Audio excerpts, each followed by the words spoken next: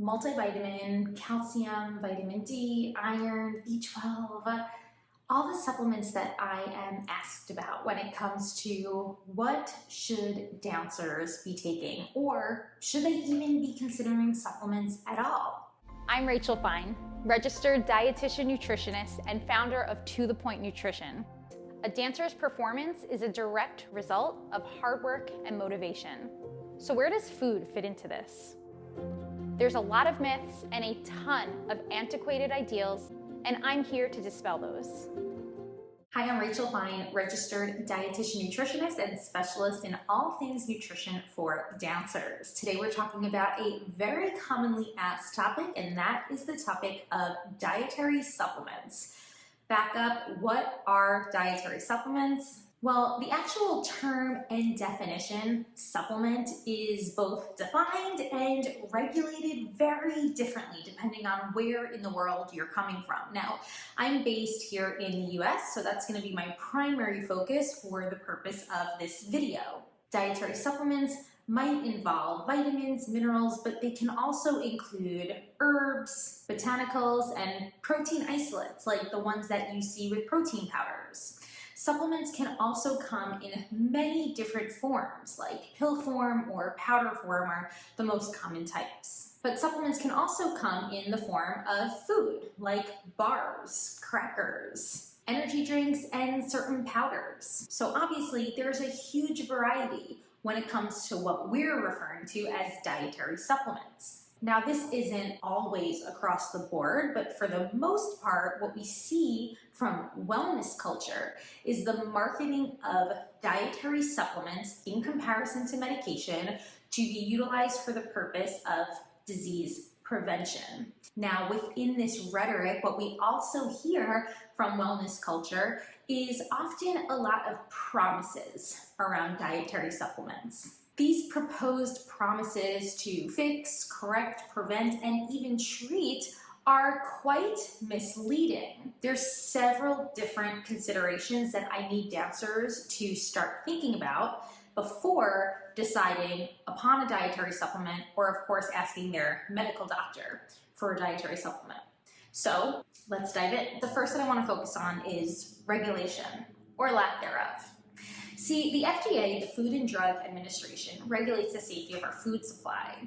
But when it comes to dietary supplements, as an industry, these are largely unregulated. Now, this dates way back to lobbying efforts by the supplement industry that essentially made it illegal for the FDA to impose regulations on supplements. This essentially means that the manufacturers of these supplements themselves are the ones in charge of making sure their product is safe, or at the very least contains the ingredients to the concentrations that it actually contains. Now, while you would think this is fine, back in 2015, a New York Times article came out and revealed a pretty concerning truth about many different dietary supplements. And in their words, they explained that one should take a quote-unquote cautionary approach when considering supplements. And this had largely to do with safety. And what was uncovered was a large amount of hospitalizations that were happening because of the use of various different supplements. Now, from that article, the worry was mainly surrounding different herbs and botanical supplements.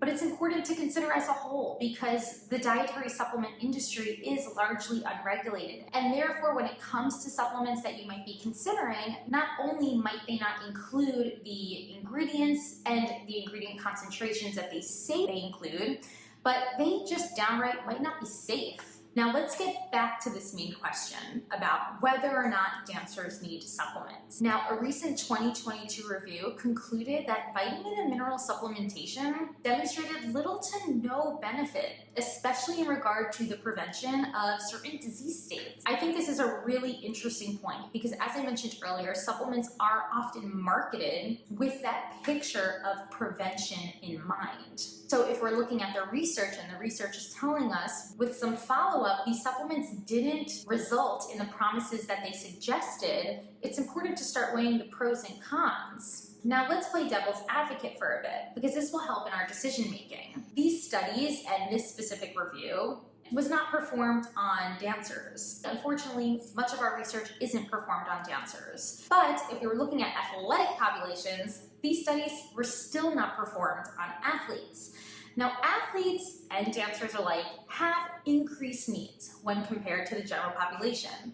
This becomes even more apparent for dancers who partake in restrictive eating behaviors. What we do know is that 1 out of 3 dancers is at a higher risk for developing disordered eating. That's another pretty big statistic that needs to be considered as a variable that could impact whether or not a dancer would benefit from a dietary supplement. So not only are we seeing some increased micro and macronutrient needs for dancers, similar to athletes, but we're also seeing a greater risk to restrictive eating habits, which can then otherwise cause deficiencies in various macro and micronutrients. So coming back to that question, do dancers need dietary supplements? Well, the bigger question is that dancer consuming enough calories and, of course, nutrients from their food? Or are they partaking in behaviors like restrictive eating or following any type of restrictive diet? As an example, veganism, that could be putting them at risk for certain deficiencies. Which brings us to some of the more common vitamins and minerals that we might see at risk for deficiency among dancers.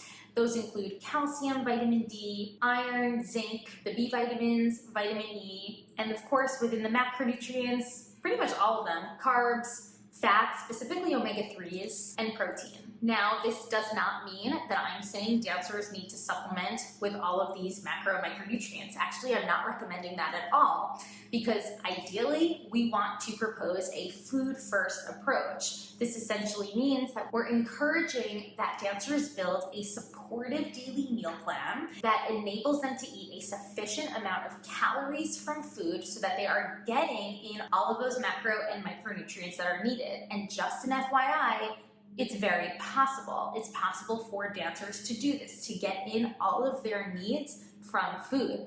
More often than not, it takes a more proactive approach, something I speak about in many of my videos and much of on my blog, a proactive approach to performance nutrition. Are supplements necessary? Not really. But might they be beneficial to some dancers who are either recovering from restrictive eating habits and or partaking in more restrictive eating lifestyles like veganism, or who are experiencing different stages of their lives like pregnancy that might require increased nutritional needs? Well, then they might be helpful. But just an FYI, anytime you are considering starting a dietary supplement, you want to run this by a medical doctor and a licensed registered dietitian nutritionist like myself. So whether or not you will benefit from a dietary supplement is a largely individual question, and much of it comes down to how you're doing with your daily eating routine. But to make an informed decision, you can start weighing some pros and cons. An example would be certain supplements like a multivitamin, a calcium, and a vitamin D, which could help dancers fill in the gaps for any potential holes that might be missing within their eating plan. But as I mentioned, no starting a dietary supplement unless you're running this by a medical doctor and a registered dietitian nutritionist beforehand. Some supplements, like electrolyte-infused drinks, can help during those hot and humid summer months where dancers are sweating more and partaking in longer hours of dancing. And of course, a supplement might be utilized by your medical doctor to help address a medically diagnosed deficiency. We often see this with iron or with vitamin D. But let's talk about the cons, because there are more of them. Supplements are really expensive, and as I mentioned earlier, you technically don't need them if you are consuming an adequate amount of calories throughout your day, which brings me to 2 really important words here: adequacy and variety. We want to think about these 2 words when we're putting together our daily fueling plan. Another major con, and I'm just repeating myself from earlier, is safety. Supplements as an industry are largely unregulated. It might contain ingredients that are just otherwise not safe for human consumption, especially at the concentrations that are often included in supplements. So first and foremost, for any supplement that you are taking, you need to make sure it's third-party tested. There are certain companies that will test and regulate the safety of different supplements. And you want to make sure if you are choosing to take a supplement that it is third-party tested. I list several different examples of third-party testing in the blog post that you can access below. So considering the industry, I cannot reiterate this enough, is one of the most important aspects in your decision making around supplements. And understanding whether or not a supplement benefits you is another really important question. I mentioned this earlier, but asking yourself, am I eating a sufficient and adequate amount of food each day? We don't want to self-diagnose nutrient deficiencies. We always want to rely on a medical doctor within these decisions. A registered dietitian nutritionist can specifically help to analyze your current intake and your current meal plan to see if any gaps exist. This is where oftentimes we, as myself and other dietitians, might assess for the potential need for something like a multivitamin, a calcium, vitamin D supplement, or even like an iron supplement. Those are some of the most common supplements that might be recommended to dancers. In fact, as a dietitian for dancers, I'm usually not recommending anything else, especially single nutrient vitamins or minerals, because those can actually be quite dangerous, especially when taken in highly concentrated amounts, which is often seen in these types of supplements. Another question to consider before starting a supplement is, are there modifications that I can make to my current intake to help fill in those gaps of the nutrients that might be missing? And the answer is, of course there are. This is again where working with a dietitian can be super helpful. But I also have a fabulous introductory course. If you're considering my program, The Healthy Dancer, you can actually start at no cost to you. And the focus for this starter program is on nutrient specialization and dietary supplements. So I highly encourage that you start The Healthy Dancer. As I mentioned, it's no cost, no commitment start for you, and you'll walk away with a ton of helpful information specifically around nutrient utilization and how you can make modifications to your current meal plan to help prevent the risk of nutrient gaps from your current intake. What about protein powders? Well, no current evidence really supports the use and need of protein powders for dancers. With that being said, as I mentioned earlier, dancers are a unique population and therefore might benefit depending on their individual circumstance. The only usual time that I'm recommending a dancer consider a protein supplement is if they are having trouble getting in a recovery snack within the hour after a intense dance class, rehearsal, or performance. Now this can mean a dancer has a long commute home. This might mean that a dancer has to catch some academic coursework before even heading back home for a full meal.